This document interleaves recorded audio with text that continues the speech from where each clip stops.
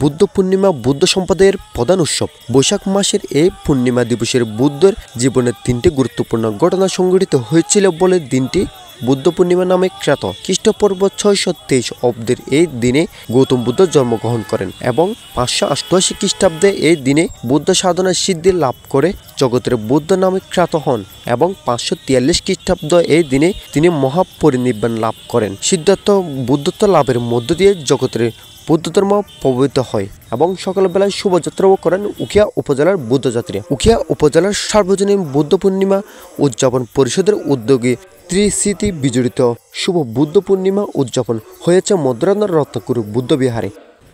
স্বাগত জানাচ্ছি Cox TV নিউজে। বুদ্ধযাত্রীদের সবচেয়ে বড় ধর্মীয় উৎসব আজ শুভ বুদ্ধ পূর্ণিমা পালিত হচ্ছে নানান আয়োজনে। দর্শক, এই মুহূর্তে উপস্থিত রয়েছে উখিয়া উপজেলার কুতুপালং উচ্চ বিদ্যালয়ের সামনে, অর্থাৎ কুতুপালং রাস্তার মাথা নামক যে স্থানটি রয়েছে সে স্থানে। এখানে মূলত উখিয়া উপজেলার সার্বজনীন বুদ্ধ পূর্ণিমা উদযাপন পরিষদের উদ্যোগে সমগ্র উখিয়া উপজেলার বুদ্ধযাত্রীদের নিয়ে একটি শোভাযাত্রা আয়োজন করা হয়েছে। যে শোভাযাত্রাটি এখান থেকে শুরু করে মরিচা লাল ব্রিজ পর্যন্ত যাওয়ার কথা এবং সেখান থেকে অনুষ্ঠান স্থল মধ্যরাতের রত্নকুর বুদ্ধ বিহারে গিয়ে শেষ হবে। গৌতম বুদ্ধের যে শান্তির বাণী, মৈত্রীর বাণী, প্রেম, অহিংসা যেন সকল মানুষের মধ্যে বিতরণ করে, তারই লক্ষ্যে আমরা সেই বুদ্ধের 3টি স্মৃতি বিজড়িত দিনকে ঘটনাকে কেন্দ্র করে আমরা এই দিনটিকে প্রতি বছর সাড়ম্বরে উদযাপন করে থাকে।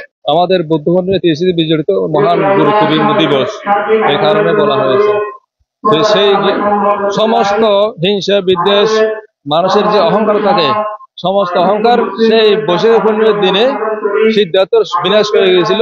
উনি একজন মুক্ত পুরুষ, জগতের সমস্ত প্রাণীর সুখ কামনা করছে এই আজকের দিন। শান্তির মাধ্যমে এই জগৎকে তোমরা পরিচালিত করো, সেই শিক্ষাকে সামনে রেখে আমরা আজকে সমাবেত প্রার্থনা করছি। পূর্ণিমা হচ্ছে বুদ্ধ ধর্মাবলম্বীদের একটি বড় ধরনের উৎসব। এই দিনে আমাদের গৌতম বুদ্ধ জন্মগ্রহণ করেছেন এবং এই দিনটি স্মরণীয় করার জন্য প্রতি বছর বিহারে বিহারে এই অনুষ্ঠানটি পালন করা হয়।